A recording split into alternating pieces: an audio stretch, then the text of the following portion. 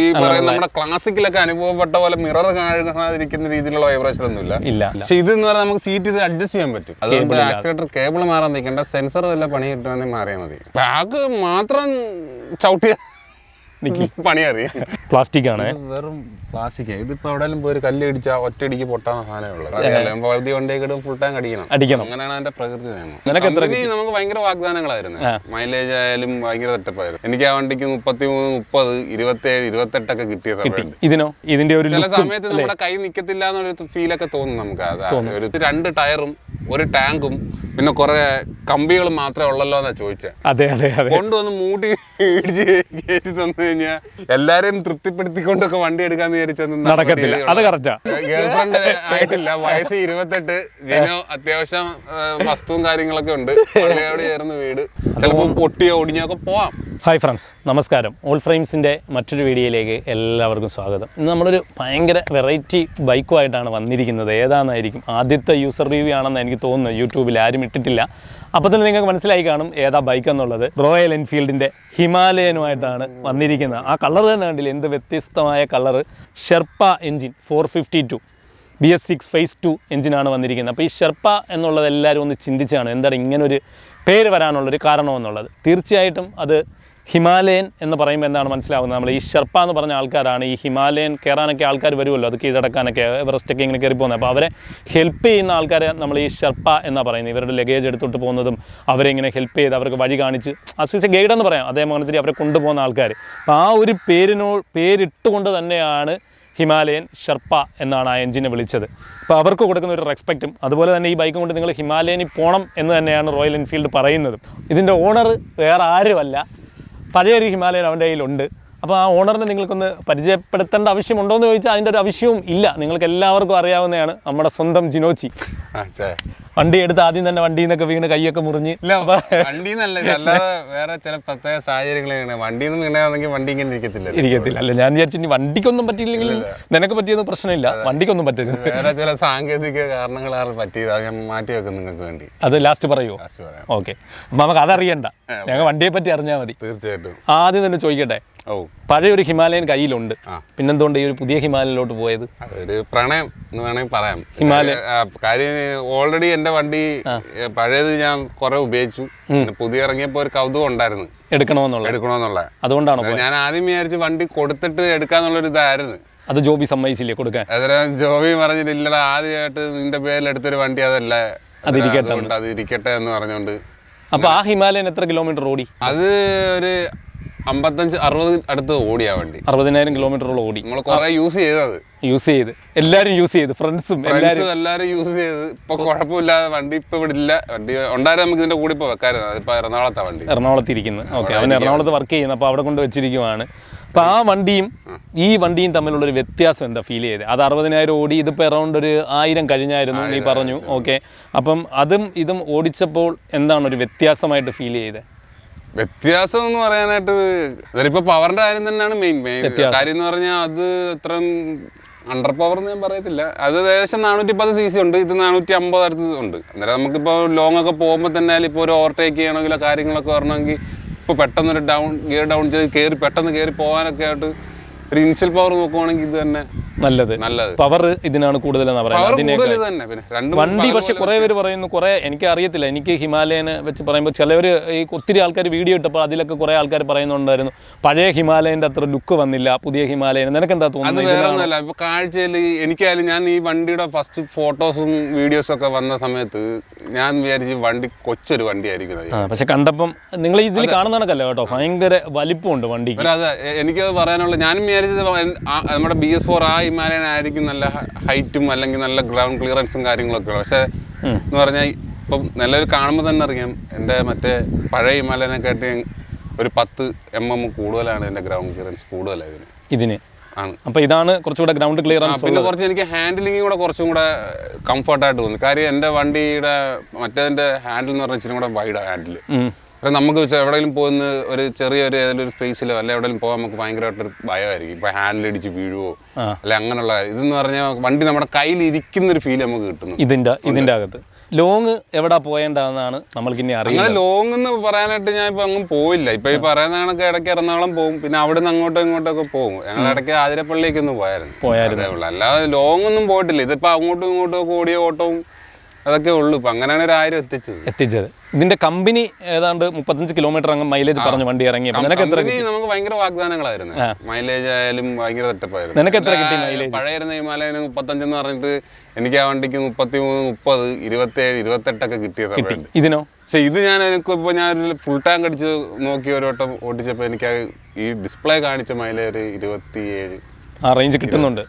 First service കഴിഞ്ഞിട്ടാണ് അത് കാണിച്ചത്. അതുവരെ ഞാൻ മൈലേജ് നോക്കിയിട്ടില്ല. എടുത്തൊരു കൗതുകത്തിന് പുറത്ത് ജസ്റ്റ് ഓട്ടിക്കുക, എണ്ണ അടിക്കുക, ഓടുക, ആ സെറ്റപ്പിലാണ് ഓടിക്കൊണ്ടിരുന്നത്. ഫസ്റ്റ് സർവീസ് കഴിഞ്ഞു 500-ലാണോ?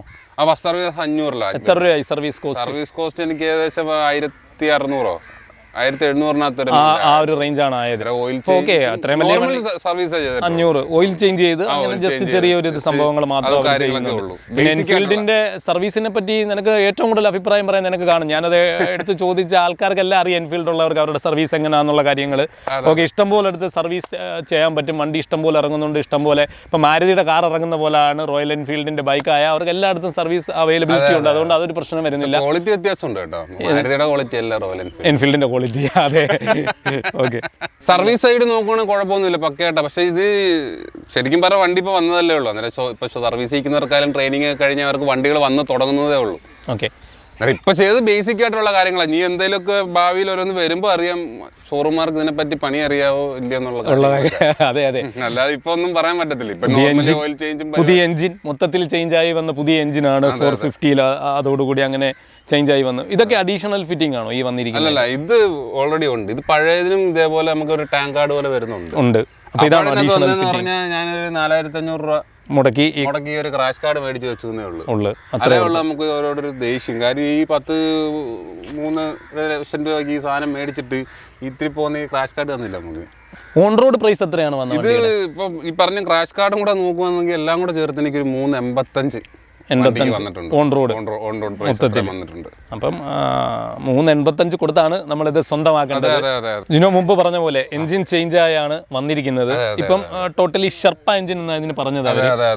ഇതിന്റെ ആ ഒരു വ്യത്യാസം എന്താന്ന്, മറ്റേ ഹീറ്റിംഗ് ഇഷ്യൂസ്. നീ ഇപ്പൊ ലോങ് എറണാകുളത്ത് നിന്നൊക്കെ വന്നിട്ട് ഹീറ്റ് ഉണ്ടായിരുന്നോ? ഹീറ്റിംഗ് പേഴ്സണലി എന്റെ കാര്യം പറയുകയാണെന്നുണ്ടെങ്കിൽ എനിക്ക് എന്റെ ആദ്യം വരുന്ന ഹിമാലയനെ കാട്ടി ഹീറ്റിംഗ് കുറവാണ് ഇപ്പൊ വന്ന ഈ വണ്ടിക്ക്. അവരിപ്പോ ഇത് ലിക്വിഡ് കൂളൊക്കെ ആക്കി എന്നുകൊണ്ടാണ് വരാത്തത്. കാര്യം എന്റെ മറ്റേ പഴയ ഇരുന്നതിനകത്ത് നല്ല ഹീറ്റിംഗ് ഇഷ്യൂ എനിക്ക് ആദ്യം വരുമായിരുന്നു. അതെ അതെ, ഓക്കെ. കാര്യം ഇപ്പോൾ ഒരു നോർമൽ പാൻസോ അല്ലെങ്കിൽ നോർമൽ ഒരു ഷോർട്സോ ഒക്കെ ഇട്ടിട്ട് ഓട്ടിക്കുകയാണെങ്കിൽ നമുക്ക് നല്ല ഹീറ്റ് അടിക്കുമായിരുന്നു. പക്ഷെ ഇതിനെനിക്ക് അത് വെച്ച് നോക്കുമ്പോൾ ഞാൻ വിചാരിച്ചു ഇതിനും കാണുന്നില്ല. കാര്യം അത്രയും ഒരു പവർഫുൾ എഞ്ചിനല്ലേ വരുന്നത്. അതെ അതെ, അത്ര ഒരു വെള്ളിലോട്ട് അത്ര ഹീറ്റ് വരുമെന്ന് വിചാരിച്ചു. പക്ഷെ അത്ര ഹീറ്റ് വരുന്നില്ല ഇതിനകത്ത്. ഓക്കെ, ഇനി നമുക്കറിയേണ്ടത് വൈബ്രേഷൻ. ഇപ്പം റോയൽ എൻഫീൽഡിന്റെ പുതിയ വണ്ടികളൊക്കെ വന്നപ്പോൾ വൈബ്രേഷൻ ഒക്കെ വണ്ടികൾ എപ്പോ വന്നാലും എല്ലാവർക്കും ഉള്ള ആദ്യത്തെ ചോദ്യം വൈബ്രേഷൻ ഉണ്ടോ. എന്തുകൊണ്ടാണ് ഇത് ചോദിക്കുന്നത് എനിക്ക് ഇപ്പോഴും മനസ്സിലായിട്ടില്ല. ഈ വൈബ്രേഷൻ അല്ല, ആൾക്കാർക്ക് നമ്മളിപ്പോൾ ഒരു 350cc ഒക്കെ എബോവ് പോകുമ്പോഴത്തേന് ആൾറെഡി വണ്ടികൾക്ക് ചെറിയ വൈബ്രേഷൻസ് വരും. ഇപ്പം നമ്മളിപ്പോൾ ട്രൈംഫ് ഓടിച്ചപ്പോഴായാലും ശരി, അതൊക്കെ ഓടിക്കുമ്പോൾ ചെറിയ രീതിയിൽ വൈബ്രേഷൻ 80 കിലോമീറ്റർ സ്പീഡിലൊക്കെ വൈബ്രേഷൻ ഉണ്ട്. വൈബ്രേഷൻ ഉണ്ടോന്ന് വെച്ചാൽ ഉണ്ട്. അന്നായിട്ട് ഭയങ്കരമായിട്ട് മിററൊക്കെ കുലി ഈ പറയുന്ന നമ്മുടെ ക്ലാസിക്കിലൊക്കെ അനുഭവപ്പെട്ട പോലെ മിറർ കാണാതിരിക്കുന്ന രീതിയിലുള്ള വൈബ്രേഷൻ ഒന്നും ഇല്ല. ഒരു വൈബ്രേഷൻ ഇല്ല. മുമ്പത്തെ ക്ലാസിക് മുമ്പത്തെ ക്ലാസിക് അതെ ശരിയാ. ഇപ്പോഴത്തെ എല്ലാം മുമ്പത്തെ നമ്മളെ എല്ലാവരും പിടിച്ച് ഊക്കരുത്. മുമ്പത്തെ ക്ലാസിക്കിന് പണ്ട് മിറർ ഒന്നും കാണാൻ പറ്റത്തില്ല. അങ്ങനത്തെ പ്രശ്നമൊന്നും ഇപ്പൊ ഇല്ല. ഇതിന് വൈബ്രേഷൻ ഇല്ല, ടോട്ടലി വൈബ്രേഷൻ മൊത്തത്തിൽ കുറവാണ് വണ്ടി. പിന്നെ അതേപോലെ എടുത്തു പറയേണ്ടായിരുന്നു ഈ വൈസർ. കാര്യം എന്റെ ഇതിന് മുന്നേ ഇരുന്ന ഹിമാലയന്റെ വൈസർ എന്ന് പറഞ്ഞു കഴിഞ്ഞാൽ ഒരു 60 അല്ലെങ്കിൽ 80 കിലോമീറ്റർ സ്പീഡിൽ പോകുമ്പോൾ വൈബ്രേറ്റ് ചെയ്യുമായിരുന്നു വൈസർ. അത് ഇച്ചിരി കൂടെ വലിപ്പം ഉണ്ടായിരുന്നു. അതിന് ഇച്ചിരി കൂടെ വലിപ്പം ഉണ്ടായത് കൊണ്ടായിരിക്കും അതിനത്ര വൈബ്രേഷൻ. ഇപ്പം വൈസറിന് അങ്ങനെ പ്രശ്നമോ കാര്യങ്ങളോ വൈബ്രേഷൻ ഒന്നും വരുന്നില്ല. പിന്നെ എനിക്കൊരു ചെറിയൊരു പോരായ്മ, എനിക്ക് ഇത്ര ഹൈറ്റ് ഉണ്ടായിരുന്നു. ഈ സീറ്റ് ഇരിക്കുമ്പം ഇത് കറക്റ്റായിട്ട് അടിച്ച് നേരെ മോന്തയ്ക്ക് അടിക്കുന്ന പോലെ കാറ്റ്, അതിന്റെ ഒരു ചെറിയ ഫീൽ വരുന്നുണ്ടല്ലോ. ചെറിയൊരു അത് ഈ വൈസർ കുറച്ച് ആഫ്റ്റർ മാർക്കറ്റിൽ വലിയ വൈസർ വലുത് വെക്കാന്നുണ്ടെങ്കിൽ കുഴപ്പമില്ല. അവര് പറയുന്നത് റാലി എഡിഷൻ എന്ന് പറഞ്ഞൊരു മോഡലും കൂടെ വരുന്നുണ്ടെന്ന് പറയുന്നു. അതിന് ഇച്ചിരി കൂടെ വലിയൊരു വൈസറാ വരുന്നത്. അത് ഞാനും കണ്ടിട്ടുണ്ടായിരുന്നു ആ ഗൂഗിളിലൊക്കെ. ഓക്കെ, ഇതിന്റെ സീറ്റ് അഡ്ജസ്റ്റ് ചെയ്യാൻ തോന്നുന്നില്ലേ? സീറ്റിന്റെ കാര്യം പറഞ്ഞപ്പോൾ എന്റെ ഇരുന്ന ഹിമാലയന് ഇച്ചിരി ഹൈറ്റ് ഉണ്ട്. കാര്യം എന്ന് പറഞ്ഞാൽ ഞാൻ ഇതിനകത്തിരിക്കുമ്പോൾ എനിക്ക് ഫ്ലാറ്റ് ഫുട്ടാ. അല്ല അത് നിനക്ക് അഡ്ജസ്റ്റ് ചെയ്യാം. അതാ ഞാൻ പറഞ്ഞത്, ഇത് ഫ്ലാറ്റ് ഫുഡാണ്. പക്ഷെ എൻ്റെ ഹിമാലയൻ അത് അങ്ങനെ ഇരിക്കത്തുള്ളൂ. അഡ്ജസ്റ്റ്മെന്റ് ഒന്നും ഇല്ലാത്തതുകൊണ്ട് എനിക്ക് ഫ്ലാറ്റ് ഫുഡായിട്ട് വരത്തില്ല അത്. പക്ഷെ ഇത് എന്ന് പറഞ്ഞാൽ നമുക്ക് സീറ്റ് ഇത് അഡ്ജസ്റ്റ് ചെയ്യാൻ പറ്റും. അതുകൊണ്ട് ഇപ്പം ഹൈറ്റ് കുറഞ്ഞവർക്കായാലും കൂടിയവർക്കായാലും ഏത് രീതി വേണമെങ്കിലും ഇത് കൊണ്ട് നടക്കാൻ അഡ്ജസ്റ്റ് ചെയ്തിട്ട്. വെയിറ്റ് ഉണ്ടോ വണ്ടിക്ക്? വെയിറ്റ് മറ്റേതിനെ അപേക്ഷിച്ച് ഇതിന് കുറവാണ്. വെയിറ്റ് കുറവാ, അത്രയും വലിയ ഫീൽ ചെയ്ത കാര്യം ഞാൻ പറയുന്നത്. മറ്റേതിനെ അപേക്ഷിച്ച് കുറച്ചും കൂടെ കുറവായിട്ട് തോന്നുന്നു. വെയിറ്റും കുറവാ, കുറച്ച് ഹാൻഡിലിംഗ് കൂടെ കുറച്ച് നമുക്ക് നമ്മുടെ കയ്യിലുണ്ടെന്നുള്ളൊരു തോന്നലുണ്ട്. ഞാൻ പറയില്ല മറ്റേതിന്റെ ഹാൻഡിൽ. അതെ, ഓരോ മോഡൽ വരുമ്പോഴും അവർ അപ്ഡേറ്റഡ് ആയിട്ടായിരിക്കുമല്ലോ വരുന്നത്. പഴയതിന്റെ കുറവുകൾ പുതിയ മോഡലുകളിൽ അവർ തീർത്തുകൊണ്ടായിരിക്കും വരുന്നത്. അപ്പൊ അങ്ങനെ ആയിരിക്കും. പിന്നെ ഹെഡ്ലൈറ്റ് എങ്ങനെയുണ്ട് വിസിബിലിറ്റിയുടെ കാര്യത്തിൽ? ഇപ്പൊ വരുന്ന എല്ലാവർക്കും ഉള്ളൊരു പ്രശ്നമാണ് ഈ LED ലൈറ്റ് വന്നപ്പോൾ വിസിബിലിറ്റി കുറവാന്നുള്ളത്. വിസിബിലിറ്റി കുറവിന്റെ അല്ല, എന്നാലും കുഴപ്പമില്ല. വന്നും പറഞ്ഞു ഭയങ്കര ഒരു 180 ഇതില് നമുക്ക് ഭയങ്കര വിസിബിലിറ്റി ഉണ്ടെന്നും അഡീഷണൽ 2 ലൈറ്റ് വെച്ച് കൊടുത്താൽ അതിപ്പോ ഓൾറെഡി നമ്മുടെ പഴയ വണ്ടിക്കായാലും ഒരു അഡീഷണൽ 2 ഫോഗ് ലാമ്പും കൂടെ ഒക്കെ വെച്ചതുകൊണ്ടാണ് നമുക്കിപ്പോ നൈറ്റ് പോയാൽ പോലെ ഒരു വിസിബിലിറ്റി കിട്ടുന്നത്. ടയറിന്റെ കാര്യത്തിൽ ഹാപ്പിയാണോ? ടയറിന്റെ കാര്യത്തിൽ ഹാപ്പിയാണെന്ന് വെച്ചാൽ എന്നെ വീണ്ടും ഈ റോയൽ എൻഫീൽഡ് പറ്റിച്ചിരിക്കുകയാണ്. വീണ്ടും സിയറ്റ് തന്നെ തന്ന് ടയർ എല്ലാ വണ്ടിയിലും ഇപ്പൊ സിയറ്റ് ആണ് വരുന്നത് അവരുടെ എല്ലാം. ഓക്കെ, ഇതിൽ എന്തെങ്കിലും നിനക്ക് അഡീഷണൽ ആയിട്ട് വേണമെന്ന് തോന്നിയിട്ടുണ്ടായിരുന്നോ? മീൻസ് ഈ ഇത്രയും ഫീച്ചേഴ്സ് അല്ലാതെ കുറച്ച് അഡീഷണൽ ആയിട്ട്? അഡീഷണൽ ഇല്ല, ഒരു കോസ്മെറ്റിക് രീതി നോക്കുകയാണെന്നുണ്ടെങ്കിൽ ഈ നട്ട് കാര്യം എന്റെ കയ്യിലിരിക്കുന്ന ഹിമാലയന്റെ അവരുടെ അതിനകത്ത് വരുന്ന നട്ടുകൾ ബുഷുകൾ എല്ലാം ഓൾറെഡി ഫുൾ ബ്ലാക്കിലാണ്. ഇത് ബ്ലാക്ക് നട്ട് അങ്ങനത്തെ കാണിച്ചു കൊടുക്കണം കേട്ടോ. അത് ബ്ലാക്ക് ആക്കണമായിരുന്നു. ബ്ലാക്ക് ആക്കി കൊടുത്തിരുന്നെങ്കിൽ യെല്ലോ കൊടുത്തെങ്കിൽ ഇഷ്ടപ്പെടുമായിരുന്നു. യെല്ലോ കൊടുത്തെങ്കിൽ ഭയങ്കര ബോറായാണ്. കാര്യം ഓൾറെഡി ഈ വണ്ടിയിൽ ഈ 2 റിംസ് ഈ കളർ കൊടുത്തിരിക്കുന്നതുകൊണ്ടും പിന്നെ ടാങ്കിൽ ഇത്രയും കൊടുത്തിരിക്കുന്നതുകൊണ്ടും മതി. നീ അതിനകത്തും കൂടെ മഞ്ഞ കൊടുത്ത് ഒരുമാതിരി പുള്ളി ഓടിപ്പോ. പക്ഷേ കാര്യം എന്ന് പറഞ്ഞാൽ എനിക്ക് ഇഷ്ടപ്പെട്ടു. ഈ ഗ്രാഫിക്സ് മോശമെന്നല്ല ഞാൻ പറഞ്ഞേ, പക്ഷെ ആ നട്ടച്ച് പറഞ്ഞ കൊടുത്തു കഴിഞ്ഞാൽ മോശമായി പോകും. ബ്ലാക്ക് തന്നെ വേണം. ബ്ലാക്ക് ആയിരുന്നെങ്കിൽ രസമായിരുന്നു കേട്ടോ. ഈ നട്ടൊക്കെ അത് അവര് ശ്രദ്ധിച്ച് ചെയ്യണമായിരുന്നു. വരുന്നതിൽ ചിലപ്പോൾ അപ്ഡേറ്റ് ആവുമായിരിക്കും. പുതിയൊരു കാര്യം എന്റെ ഇരിക്കുന്ന ഹിമാലയൻ നേരെ വരുന്ന നല്ല സ്റ്റിക്കർ പോലും ഇല്ല. കാര്യം അന്നിറങ്ങിയ വണ്ടികൾക്കൊന്നും സ്റ്റിക്കറും ഇല്ല, ഒന്നുമില്ല. അപ്പോൾ ആ ടാങ്കിൽ വരുന്ന ഒരു ആ ഫ്രണ്ട് മഡ്ഗാർഡ് ബാക്ക് വരുന്നത്. അത് വെച്ച് നോക്കുമ്പോൾ ഇത് കാണുമ്പോൾ തന്നെ ഇത് കാണുമ്പോൾ ഭയങ്കര ലുക്കാണ് കേട്ടോ വണ്ടി. അത് എടുത്തു പറയേണ്ട ഒരു കാര്യം തന്നെയാണ്. കാണുമ്പോൾ അത്രയ്ക്ക് ഒരു ലുക്കായിട്ടുള്ള, അതെ ഭയങ്കര ലുക്കാണ് വണ്ടി. ആ ഇത്രയും വിടുത്തും കാര്യങ്ങളും എല്ലാം മൊത്തത്തിൽ ഓട്ടിച്ചോണ്ട് പോകുമ്പോൾ തന്നെ ആൾക്കാർ ശ്രദ്ധിക്കുന്നുണ്ട്. വണ്ടി എവിടെയെങ്കിലും ഒക്കെ കൊണ്ട് നിർത്തുമ്പോൾ ആൾക്കാർ ചോദിക്കാറുണ്ടോ ഈ വണ്ടി പുതിയ വണ്ടി ആണോ എന്നുള്ളത്? അത് ചോദിക്കും. കാര്യം ഓൾറെഡി നമ്മളിപ്പോൾ സിറ്റി താമസിക്കുന്നതല്ല, നമ്മൾ നാട്ടിൻപുറത്ത് താമസിക്കുന്ന ആൾക്കാരാണ്. നമ്മുടെ നാട്ടിൽ ഈ ഇതേപോലെ അഡ്വഞ്ചർ ബൈക്സ് കൊണ്ടുപോകുമ്പോൾ തീർച്ചയായിട്ടും ആൾക്കാർ കൗതുകത്തോടെ നോക്കും, ചോദിക്കുകയും. അതെ, എൻ്റെ നേരത്തെ ഇരുന്ന വണ്ടി എന്നാലും എടുത്ത് ഞാൻ കൊണ്ടുപോകുമ്പോൾ ആരും വിളിച്ച് ചോദിക്കും, മോനെ ഇത് പണിത വണ്ടിയാണോ?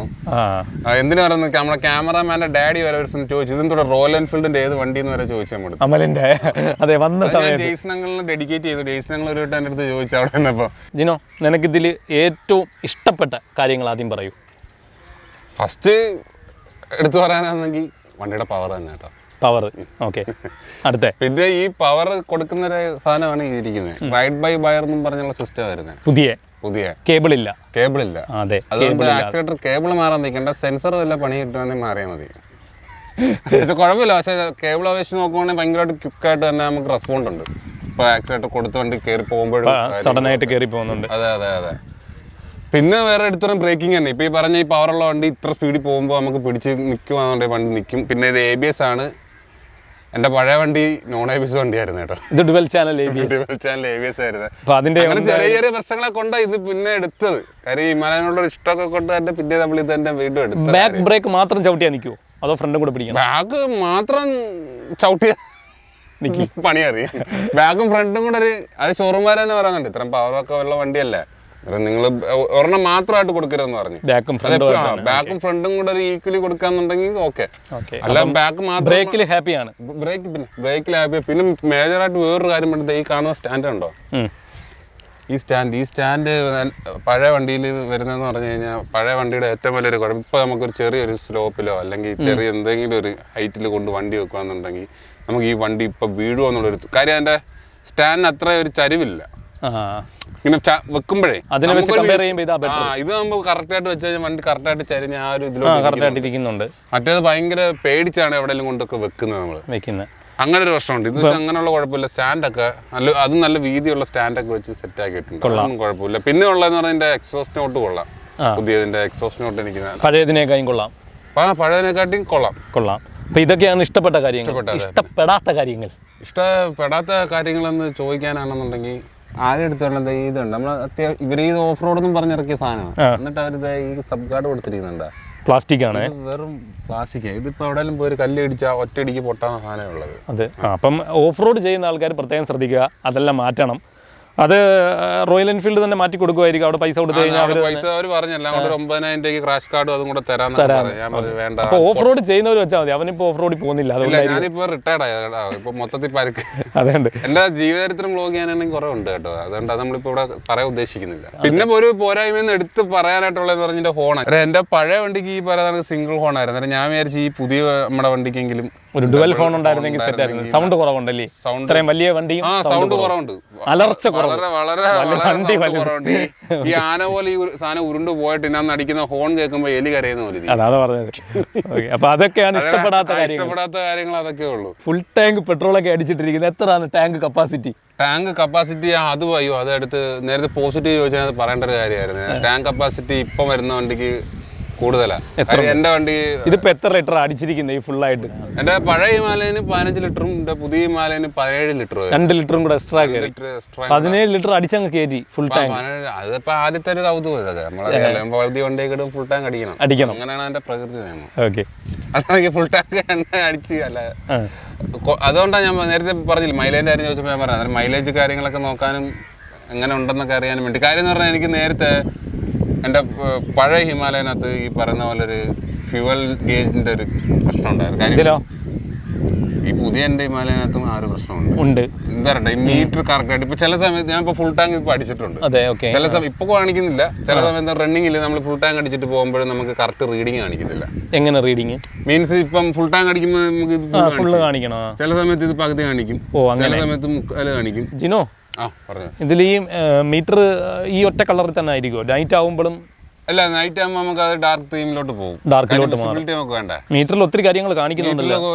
എല്ലാം ഉണ്ട്. അപ്ഡേറ്റ് നല്ല രീതിയിൽ കൊണ്ടുവന്നിട്ടുണ്ട്. കാര്യം എൻ്റെ മറ്റേ അനലോഗ് ആയതുകൊണ്ട് അതിനകത്ത് ഇത്രയൊന്നും വിശാലമായ രീതിയിലൊന്നും വന്നിട്ടില്ലായിരുന്നു. ആ പാട് കാണിക്കുന്ന ട്രിപ്പ് 1, ഇന്നത്തെ കാണിക്കുന്ന ഇപ്പം ഡീറ്റെയിൽ കാണിക്കുന്ന ട്രിപ്പ് 1, ട്രിപ്പ് 2 ഇതൊക്കെ കാണിക്കും. പിന്നെ കാണിക്കുന്നുണ്ടല്ലോ ഫ്യൂവൽ റേഞ്ച്, ഇതിൽ കാണിക്കുന്നുണ്ട്. ബാറ്ററിയുടെ വോൾട്ടേജ്, ഫ്യൂവൽ കൺസംപ്ഷൻ എല്ലാം കാണിക്കുന്നുണ്ട്. വോൾട്ടേജ് നീ പറഞ്ഞ ഇതാണ് ബാറ്ററിയുടെ അല്ലേ?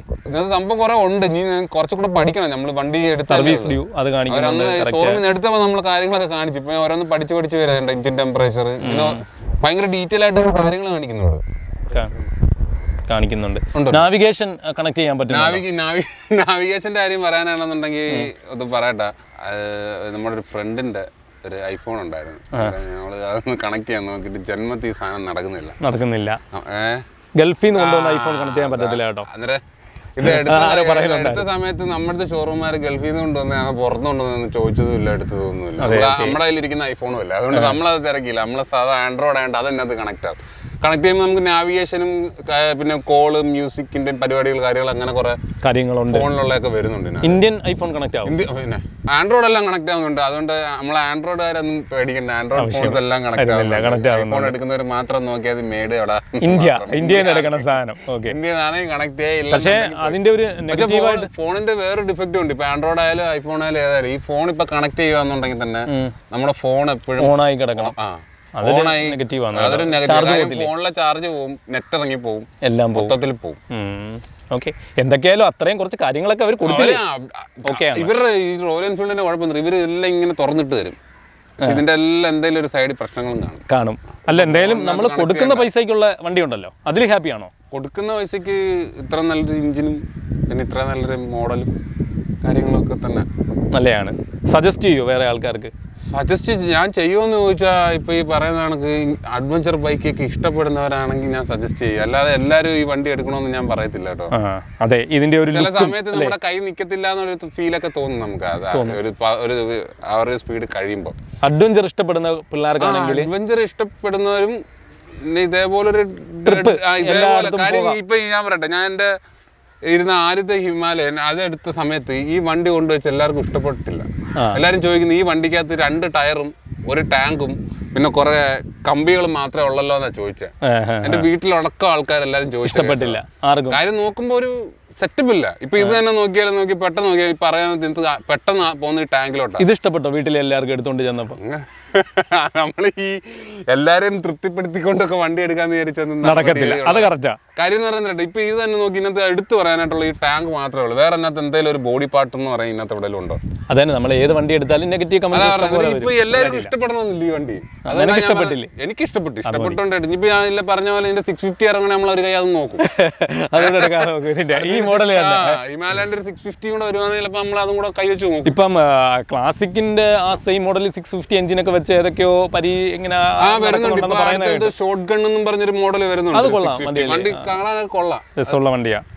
വണ്ടി ലോഞ്ച് ആയിട്ടില്ല. വണ്ടി ലോഞ്ച് ആയിട്ടില്ല. ഇത് സജസ്റ്റ് ചെയ്യും കേട്ടോ. സജസ്റ്റ് ചെയ്യുന്ന വെച്ചാൽ വണ്ടി ഇത് ഇഷ്ടപ്പെടുന്നവരാണെങ്കിൽ എടുത്താൽ മതി കേട്ടോ. അല്ലാതെ ചുമ്മാ പോയി എടുത്ത് വെറുതെ. ആദ്യം ഇരുന്ന ഹിമാലയൻ എൻ്റെ അത് ഞാൻ എടുത്ത് ഒരു 4-6 മാസം കഴിഞ്ഞപ്പോഴാണ് അതിന്റെ എൻ്റെ ആദ്യം ഇരിക്കുന്ന ഹിമാലയൻ നോൺ ABS അത് നേരത്തെ ഇരുന്നത്. അന്നേരം അത് ഞാൻ എടുത്തൊരു 4-5 മാസം കഴിഞ്ഞ് ഷോറൂമിൽ നിന്ന് തന്നെ വിളിച്ചിട്ട് പറഞ്ഞു പുതിയ ABS അപ്ഡേഷൻ വന്നിട്ടുണ്ട്, നിങ്ങൾ ഇത്ര അന്ന് 10-8 അങ്ങോട്ട് പറഞ്ഞു അത്രയും പൈസ അടയ്ക്കാന്നുണ്ടെങ്കിൽ നിങ്ങൾക്ക് അത് ABS ആക്കി തരാമെന്നും പറഞ്ഞു. ഇപ്പൊ ഇതിപ്പോ ഇറങ്ങിയതല്ലേ ഉള്ളൂ. ഇപ്പൊ ഈ വണ്ടി ഇറങ്ങി റോഡിൽ ഓടി അത്യാവശ്യം ആൾക്കാർ യൂസ് ചെയ്ത് ഇതേപോലെ ഒരു റിവ്യൂ വന്നതിന് ശേഷം അവർ മനസ്സിലാക്കും ഇനി എന്തൊക്കെ അപ്ഡേഷൻ കൊണ്ടുവരണം. തീർച്ചയായിട്ടും ഈ പറയുന്ന കാര്യങ്ങളൊക്കെ അവർ മാറ്റും. പക്ഷെ എൻഫീൽഡിനെ സംബന്ധിച്ച് അവരൊരു വണ്ടി നല്ല സ്റ്റഡി ചെയ്തതിന് ശേഷം തന്നെയാണ് റോഡിലേക്ക് ഇറങ്ങുന്നത്. ജിനോ, ഇതിൽ ഷോക്ക് അബ്സറൊക്കെ ഒത്തിരി മാറ്റം വന്നിട്ടുണ്ട്. അപ്പൊ പഴയതിനായിട്ട് നോക്കുമ്പോൾ നല്ല രസം ഇതാണോ? അതെ അതെ, തീർച്ചയായിട്ടും ഇത് കുഴപ്പമില്ല. ഇതിന്റെ ഷോക്ക് അത്യാവശ്യം നല്ല പ്ലേയും കാര്യങ്ങളുണ്ട്. പിന്നെ എന്റെ ഏറ്റവും വലിയ മാറ്റം എന്റെ ഇരുന്ന പഴയത് അതിന് എന്താ ഇത് അപ്സൈഡ് അല്ലായിരുന്നു ഷോക്ക് വരുന്നത്. അത് ഒരു നല്ല മാറ്റമായിട്ടുണ്ട്. അതെ, ഇത് കമ്പനി വേറെ എൻഫീൽഡിന്റെ ഷോക്ക് അല്ലല്ലോ, അവരുടെ വരുന്നത്. അന്നേരം ഇതെന്ന് പറഞ്ഞാൽ നല്ല യൂസ്ഫുൾ എന്നല്ല, നമ്മുടെ റോഡിൽ നമ്മുടെ ടെറൈനിൽ ഏത് ടെറൈനിലും നമുക്ക് കൊണ്ടുപോകാൻ പറ്റുന്നുണ്ട്. നല്ല പ്ലേയും കാര്യങ്ങളും എല്ലാം ഉണ്ട്, കുഴപ്പമൊന്നുമില്ല. ഇനി നിനക്ക് വേറെന്തെങ്കിലും ഇതിനെ പറ്റി പറയാനുണ്ടോ? വേറെ എടുത്ത് പറയാനായിട്ട് എനിക്ക് അങ്ങനെ ഡിഫക്റ്റ് എന്ന് പറയാനായിട്ടില്ല. കാര്യം ഞാൻ പറഞ്ഞില്ല, ഇതിപ്പോ ഞാനൊരു 1000 കിലോമീറ്റർ ആള് ഹാപ്പിയാണ്. ഓക്കെ. പിന്നെ എനിക്ക് വേറൊരു ചെറിയ ഇതിന്റെ ബ്രേക്ക് ലൈറ്റിന്റെ കേസേ ഉള്ളൂ. അതിങ്ങനെ വന്നതോ സെപ്പറേറ്റ് ആയിട്ട് ഇൻഡിക്കേറ്റർ? അതെ, ബ്രേക്ക് ലൈറ്റ്. കാര്യം വേറൊന്നും കൊണ്ടല്ല, നമ്മളിപ്പോ ഹൈവേ കൂടെ പോയി ബ്രേക്ക് പിടിക്കുമ്പോൾ പുറയിൽ വല്ല പ്രായ ആൾക്കാരെ വരുന്നുണ്ടെങ്കിൽ ഇവർക്കറിയാം ഇൻഡിക്കേറ്ററിനകത്ത് ബ്രേക്ക് ലൈറ്റ് എന്നോ അല്ലെങ്കിൽ ബ്രേക്ക് ലൈറ്റ് അവരുടെ മനസ്സിൽ ബ്രേക്ക് ലൈറ്റ് സെപ്പറേറ്റ് ആയിട്ടിരുന്ന് കത്തുന്ന സാധനം. അതെ കൊണ്ടുവന്ന് മൂട്ടി ഇടിച്ച് കയറ്റി തന്നു കഴിഞ്ഞാൽ ഇല്ലട ഇപ്പൊ എല്ലാവരും അപ്ഡേറ്റ്, എല്ലാവർക്കും അറിയാം. അങ്ങനല്ല ഞാൻ പറയാം. ഇപ്പൊ പെട്ടെന്ന് ഓർക്കാതെ ഇതിൽ ബ്രേക്ക് ലൈറ്റ് ഇല്ലയോ എന്ന് എല്ലാവരും വന്ന് ചോദിക്കുമല്ലേ. പിന്നെ ഫാമിലിയൊക്കെ കൊണ്ടുവന്ന് നല്ല എളുപ്പമായിട്ടാ കാര്യം. ഗേൾഫ്രണ്ടിനെയും കൊണ്ടുപോയി പറയൂ, സത്യങ്ങൾ വരട്ടെ വെളിയില്. ഗേൾഫ്രണ്ട് ഒന്നുമില്ല, അല്ല ഫാമിലിയെ കൊണ്ടുപോകാൻ നീ കല്യാണം കഴിച്ചില്ലല്ലോ. ഗേൾഫ്രണ്ട് ഇല്ല, വയസ്സ് 20. ഗേൾഫ്രണ്ട് ആയിട്ടില്ല, വയസ്സ് 28. ജിനോ അത്യാവശ്യം വസ്തുവും കാര്യങ്ങളൊക്കെ ഉണ്ട്, പള്ളിയോട് ചേർന്ന് വീട്. അത് ഞങ്ങൾ ഇതിൽ കാണിക്കില്ല.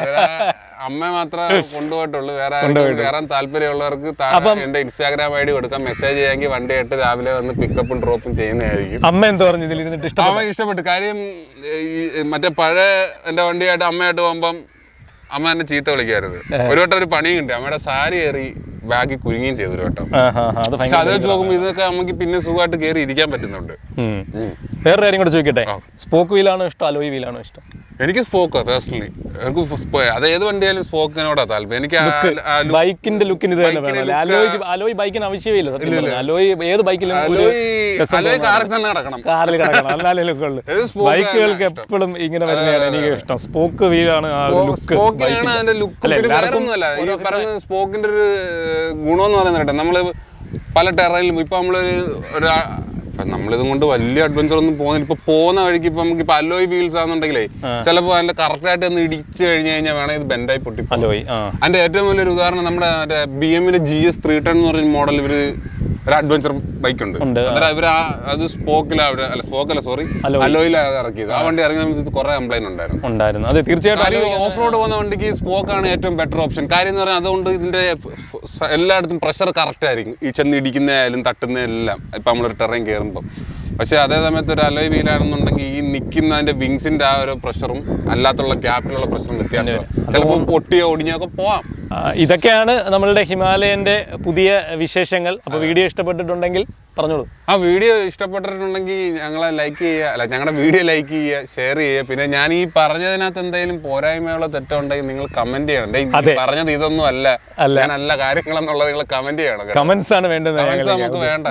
എന്നാലും അതനുസരിച്ചിട്ട് ഇനി നമുക്ക് അടുത്ത 10,000 കിലോമീറ്റർ ഞങ്ങൾ റിവ്യൂവിന് വരാൻ പറ്റത്തോടെ. Okay, by.